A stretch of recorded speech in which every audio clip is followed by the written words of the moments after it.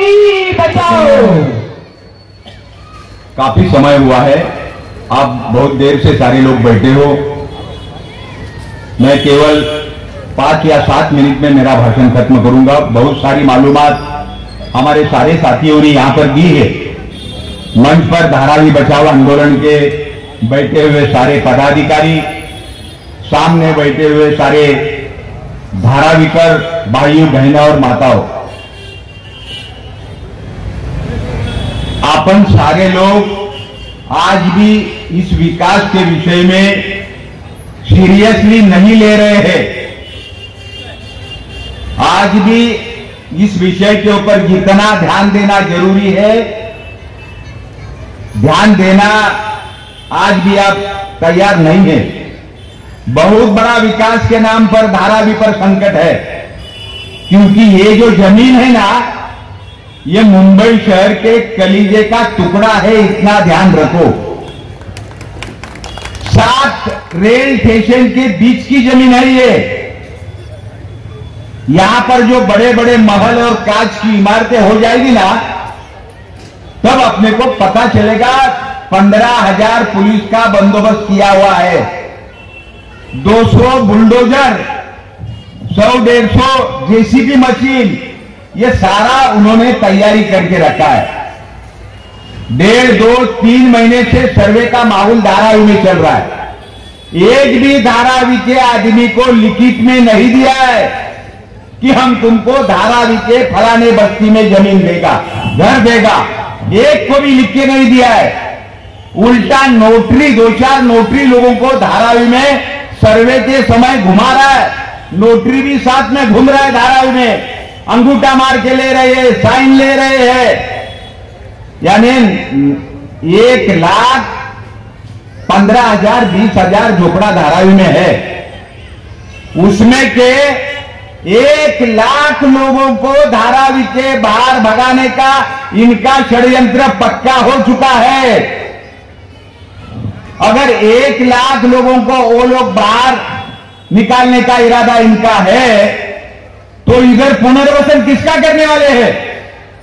जब तक सर्वे नहीं पूरा होता है, तब तक बोल रहे हम धारावी में देंगे, धारावी में देंगे, और धारावी में देंगे ऐसा बोल रहा है, तो बाहर जमीन सरकार क्यों दे रहा है अदानी को? किसके कारण ये जमीन दिया जा रहा है? हमारे एक बेटी ने यहां पर बताया, एक जाने माने आर्किटेक्ट के साथ धारावी बचाओ आंदोलन की मीटिंग हो गई, और उन्होंने स्पष्ट रूप से कहा 1,00,000 लोगों को 500 स्क्वायर फुट का जगह देने के बाद भी ये 12 लाख लोगों क्या इंफ्रास्ट्रक्चर लगता है, हॉस्पिटल लगता है, चौड़े रोड लगते हैं, रोड को फुटपाथ लगती है, अच्छा पुलिस स्टेशन होना चाहिए, अच्छा गार्डन होना चाहिए, बच्चे लोगों को खेलने के लिए अच्छा स्मशान चाहिए, अपना मैदान चाहिए, अच्छा कब्रिस्तान चाहिए। ये सारा सुविधा देने के बाद भी और 1,00,000 लोगों को 500 स्क्वायर फुट का घर देने के बाद भी एक सारे धारावी के लोग धारावी में बस सकते हैं, हमारे पास ये प्लान है। और उसने ये कानूनी तौर पर कागजात के ऊपर नियम के अनुसार सारा हम लोग के साथ मीटिंग करके बताया। अगर सारे लोग धारावी में बच सकते हैं, तो फिर हमें धारावी के बाहर निकालने का इरादा क्या है? क्यों हमें धारावी के बाहर आप भगा रहे हो? क्योंकि ये जमीन है, ये महत्वपूर्ण जमीन है, बीकेसी बाजू में है, उसको दूसरा बीकेसी या पार्ट 2 बनाना है। ये 600 एकड़ में, वो तो बीकेसी केवल 100, 150, 200 एकड़ की है। यहां तो उनको बड़ा बीकेसी बनाना है। और इसीलिए भाई और बहनों जागो, जनता के ताकत के सामने कोई भी सरकार टिकता नहीं है, कोई भी शहंशाह जो भी कोई हो टिकेगा नहीं। लेकिन आप लोग जागते नहीं हो, आप लोग इकट्ठा नहीं हो। देखो अभी बैठे थे वहां 25 महिला उठ के चली गई। ये गंभीरता से लेना बहुत जरूरी है।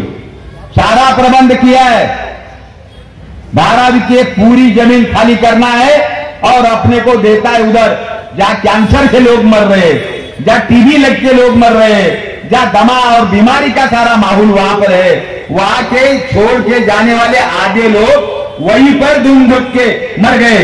वो जगह अपने को दिया जा रहा है। जहां डंपिंग किया जाता है, जहां कचरा जमा किया जाता है, वो जमीन के ऊपर अगले 20 साल तक कोई भी प्रकार की बिल्डिंग नहीं बना सकते, क्योंकि ऊपर के कचरे की पूरी मिट्टी होनी चाहिए और वो जमीन के साथ मिट्टी जुड़नी चाहिए। वो 15-20 साल के बाद ये प्रक्रिया होती है। ऐसी अवस्था में कुंभारवाड़े के लोगों को वहां ले गया था, कुर्ला में गए थे, बाद में उधर मुलुंड डंपिंग ग्राउंड में गए, और वो कुंभारवाड़ा के लोग जब यहां उतरे तो 5 मिनट में वहां नहीं रुक पाए, इमीडिएट गाड़ी में बैठ के वापस आ गए। और कुंभारवाड़ा 100 साल पहले का है। अगर कुंभारवाड़े के लोगों को वो लोग बाहर की जगह बता रहे हैं तो अन्य धारावी वालों का क्या होगा? ये इंडस्ट्रियल वाले लोग हैं, बिजनेसमैन एसोसिएशन वाले लोग हैं, उनको उनके ऊपर धारावी के अन्य लोग जीते हैं।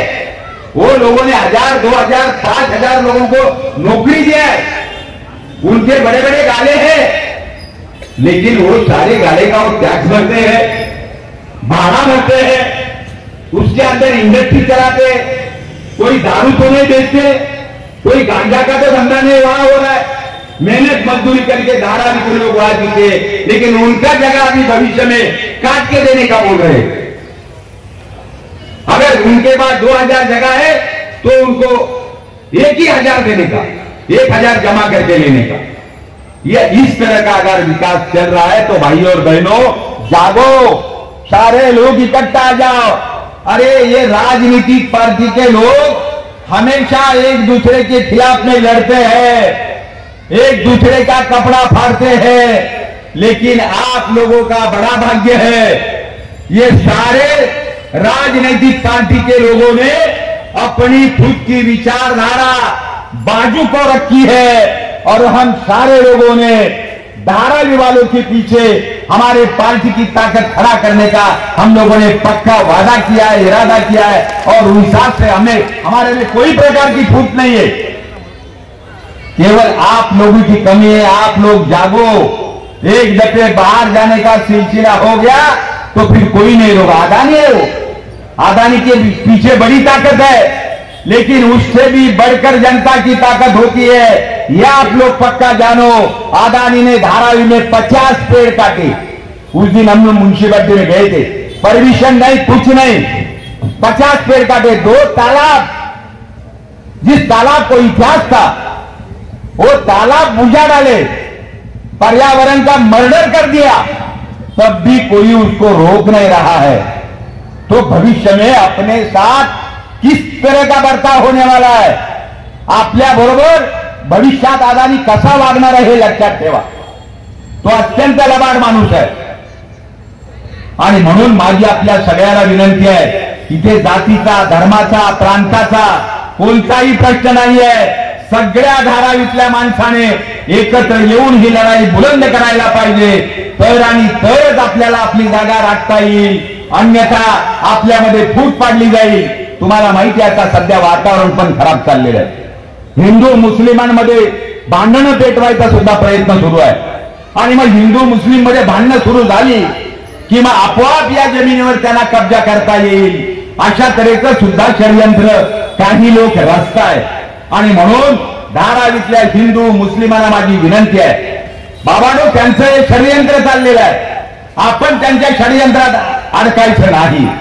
आपण सगळी ताकद या धारावीकरांच्या पाठीमागे मजबूतपणे उभी करायची आहे, संघर्ष करायचा आहे। घराला घर, दुकानाला दुकान मिळालंच पाहिजे। 500 चौरस फुटाचं घर धारावीमध्ये आपल्याला मिळालंच पाहिजे।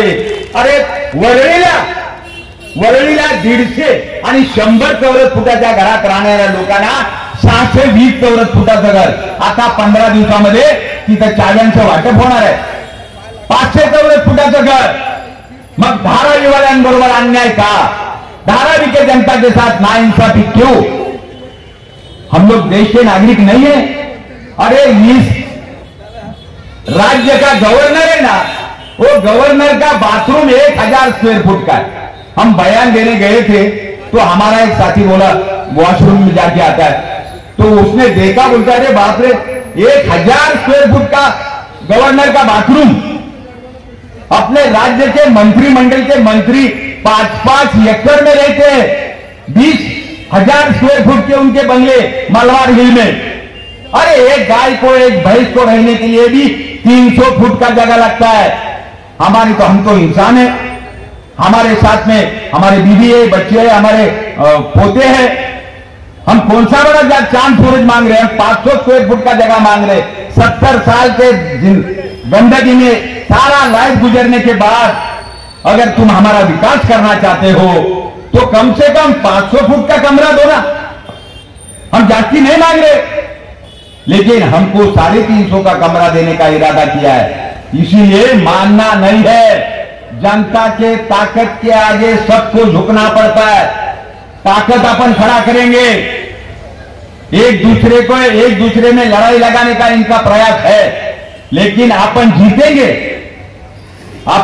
अभी क्या बोला? निकलो घरों मकानों से, जंग लड़ो बेईमानों से। इस तरह का नारा लेके ये धारावी बचाओ आंदोलन अभी खड़ा है। ये हम लोग लड़ाई कर रहे हैं तो हमको छेड़ने का प्रयास हो रहा है, हमें अंदर डालने का प्रयास कर रहे हैं, हमारे ऊपर गुनाह दाखिल करने का प्रयास कर रहे हैं।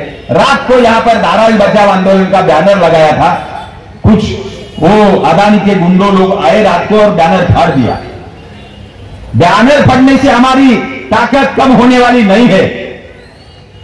हम लोग कोई किसी से पैसा लेके नहीं कहे, सारे धारावी बचाओ आंदोलन के कार्यकर्ता, हमारे बिजनेसमैन एसोसिएशन के सारे बिजनेसमैन, ये लोग हमें मदद कर रहे हैं। हम लोग खुद का जेब का पैसा डालकर ये आंदोलन कर रहे हैं। लेकिन जहां जहां अदानी बोला, ये सरकार बोला, उन्होंने लोगों के साथ धोखाधड़ी की है। कुर्ला की जमीन के विषय हमारे किरण साहब अभी बोले, वहां पर देवरे साहब के इलेक्शन के समय मुलुंड में कहा गया था, हम भाजपा के लोगों ने कहा हम धारावी के लोगों को यहां आने नहीं देंगे। अरे कौन आ रहा है मुलुंड में? हम लोग धारावी के बाहर नहीं जाना चाहते हैं, लेकिन अभी वो भाजपा के लोग घर में बैठे हैं, अभी नहीं बोल रहे। वहां बोर्ड लगाया था अभी अदानी ने, ये सारे धारावी के लोगों को यहां पर पात्र अपात्र का कोई मुद्दा नहीं। अगर 90,000 1 लाख लोगों को ये लोग धारावी के बाहर भगाने का षड्यंत्र करते हैं तो ये किसको यहां बसाने वाले हैं? हमें बाहर निकालकर किसको बसाएंगे? और इसीलिए सारे लोगों ने जागना बहुत जरूरी है, इकट्ठा आना बहुत जरूरी है, ताकत बनाना बहुत जरूरी है। हम लोग लड़ रहे हैं, अगर आप लोगों का सपोर्ट नहीं मिलेगा तो फिर हम कैसे लड़ाई करेंगे? जान तक देने के लिए तैयार है हमारे ये सारे पदाधिकारी। जब हमारी मीटिंग होती है, बैठक बोलती है, तो ये खुलेआम बोलते हैं। तो इतने प्रामाणिक ढंग से लड़ने वाले कार्यकर्ता के साथ तुम धारावी के लोग अगर ताकत नहीं खड़ा करोगे तो कैसे आंदोलन होगा? इसके आगे रास्ता रोको, रेल रोको, इस तरह के भी आंदोलन होने वाले हैं।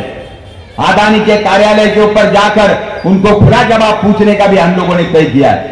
हमारे धारावी के एमपी सम्माननीय अनिल देसाई अपने साथ में है, वर्षा गायकवाड़ भी अपने साथ में है, धारावी की जो ज्योतिताई वो भी अपने साथ में है, हमारे विभाग प्रमुख सम्माननीय आमदार अभी दादर से चुन के आए हुए महेश सावंत जी भी अपने साथ में है।